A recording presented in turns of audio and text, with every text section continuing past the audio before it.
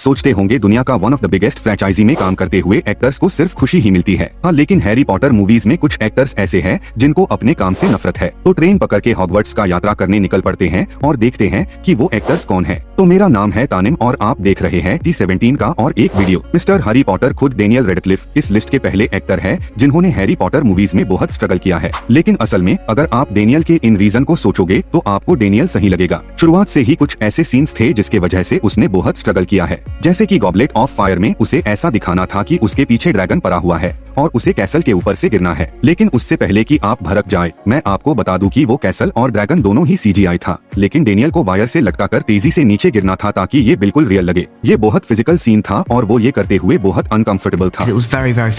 Uncomfortable scenes की बात करें तो उसे सारे क्विडिच सीन्स करना भी पसंद नहीं था। ये हाइट्स की वजह से नहीं था, क्योंकि वो एक ब्रूमस्टिक पर घंटों तक बैठा रहता था। डेनियल को इससे भी इशू था क्योंकि वो मेन कैरेक्टर था, उसको और बाकी के बच्चों को कोई भी एक्टिंग एक्सपीरियंस नहीं था और इसलिए वो एक्टिंग सीख रहे थे सेट, कास्ट, क्रूज और कैमरा के सामने ताकि दुनिया उनको देख सके। ये दुनिया का one of the anticipated movie series था और इसलिए एक्टर्स के ऊपर बहुत प्रेशर था। इतने छोटे एज के होने के बाद भी डेनियल उसकी मूवीज नहीं देखता था जब तक उसको जरूरत नहीं पड़े। I see them at the premiere and then if I can I avoid ever watching them. You avoid them? Yeah. वो इन मूवीज को अवॉइड करता है क्योंकि जब वो पीछे मुड़ के देखता था वो उसके परफॉर्मेंस से बहुत फ्रस्ट्रेटेड हो जाता है, क्योंकि वो खुद को एक्टिंग मिस्टेक्स करते हुए देखता है। लेकिन अपने करियर के शुरुआत में सब ये मिस्टेक्स करते हैं, लेकिन सबकी तरह वो एक्टिंग क्लासेस और रिहर्सल नहीं करता था। लेकिन दुनिया उसके परफॉर्मेंस से काफी खुश थे, लेकिन उसके एक्टिंग के साथ इश्यूज इससे भी आगे बढ़ जाता है। जैसे ही हाफ ब्लड प्रिंस खत्म हुआ, उसको उसकी परफॉर्मेंस एकदम भी पसंद नहीं आया और वो इस प्रोसेस से जरा भी खुश नहीं था। लेकिन मुझे लगता है ऑर्डर ऑफ फीनिक्स में उसने काफी अच्छी एक्टिंग किया था। लेकिन इसके बाद डेनियल का इश्यूज और भी बढ़ गया था। उसके ऊपर इतना प्रेशर था कि इसके वजह से उसे ड्रिंकिंग की आदत लग गई थी। उसकी पर्सनालिटी बहुत एडिक्टेड हो गया था। ये one and only Harry Potter के प्रेशर के वजह से ही उसका ये रूप सामने आया था। वो हर रोज ड्रिंकिंग करता था, हालांकि ऐसा नहीं था कि वो बहुत कम पीता था, लेकिन वो अपने आप को तैयार कर लेता था कि वो फिल्मिंग करते हुए ड्रिंक नहीं करे। हालांकि उसने उसकी ये आदत को कंट्रोल किया और 2010 में उसने ड्रिंकिंग को क्विट कर दिया। हम सब जानते हैं कि डेनियल इकलौता बच्चा नहीं था जो कैमरा के सामने एक्टिंग सीख रहा हो। एमा वाटसन को भी डेनियल जैसे इशू था जिससे वो फ्रस्ट्रेटेड थी, लेकिन इसमें एक ट्विस्ट था। शुरुआत में एमा वाटसन फिल्मिंग के वक्त उसकी एक मजेदार आदत थी जो कि वो दूसरे के लाइंस पर माउथिंग करती थी। A stone that may skull and stops you from dying. No wonder Snape's after it. जो कि बिल्कुल हरमाइनी ग्रेंजर मूव है। Leviosa, not Leviosa. लेकिन ये आदत एमा के लिए मजेदार नहीं था। You laugh.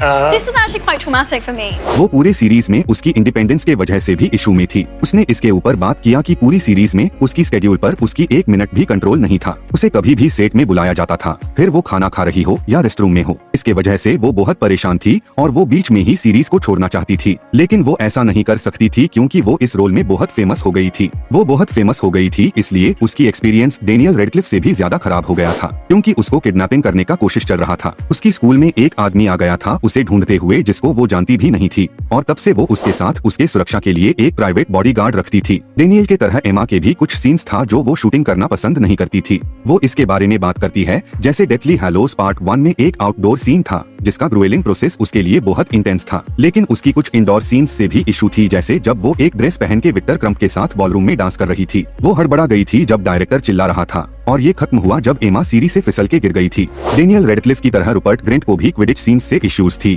वही अनकंफर्टेबल रीजंस के वजह से। मुझे लगता है कि ऐसा कहना सही होगा कि कोई भी पसंद नहीं करेगा कि अपने पाँव के बीच में ब्रूमस्टिक लेकर घंटों तक बैठे रहना। इसके अलावा रूपर्ट को एक बार क्वाफल चेहरे पर लग गई थी। मैं इसे हर वक्त CGI समझता था, लेकिन ये सीन रियल था। रूपर्ट को अराक्नोफोबिया भी था, जो होता है मकड़ियों से डरना, और उसके लिए ये मजेदार सीन नहीं था जब उसको सामना करना था एक जायंट स्पाइडर एरागोग का। हालांकि फाइनल कट में हमने एक CG स्पाइडर देखा था, लेकिन उस वक्त उन्होंने वहाँ एक एनिमेट्रॉनिक स्पाइडर रखा था।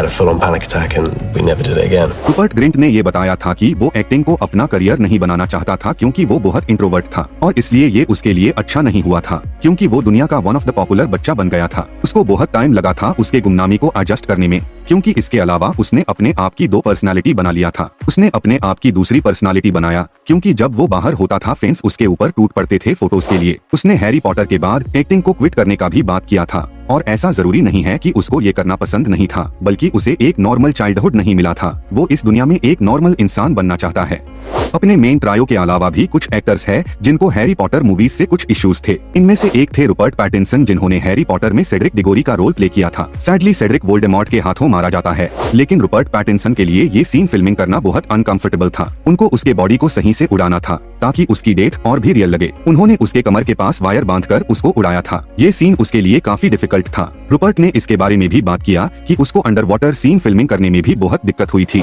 एलन रिकमैन, जो हैरी पॉटर में प्रोफेसर स्नेप का रोल प्ले करते हैं, वो भी हैरी पॉटर मूवीज से खुश नहीं थे। एलन रिकमैन के मरने के बाद उनके कुछ चिट्ठी ऑक्शन में सोल्ड किया गया था और उन्होंने खुलासा किया कि उन्होंने हैरी पॉटर सीरीज में अपने प्रोफेसर स्नेप के जर्नी में कुछ शर्मनाक चीजों का सामना किया था। उन्होंने बताया था कि one of the director David Yates ने प्रोफेसर स्नेप के कैरेक्टर में बाकी के यंग कैरेक्टर के चक्कर में कुछ पोटेंशियल कैरेक्टर आर्क को छोड़ दिया था। लेकिन इसमें येट्स को दोष नहीं दे सकते, क्योंकि आखिर में मूवी ने बहुत अच्छा परफॉर्म किया था। इतने सारे चैलेंजेस, डिस्कम्फर्ट और बहुत ज्यादा फ्रस्ट्रेशंस के बाद भी इन एक्टर्स अपने रोल में बने रहे और हमको हैरी पॉटर जैसे इतना लेजेंडरी मूवी फ्रेंचाइजी दिया, और हम इन कैरेक्टर्स को कभी भी भूल नहीं सकते। तो मिलते हैं अगले वीडियो में। जाने के पहले वीडियो को लाइक और चैनल को सब्सक्राइब कर देना।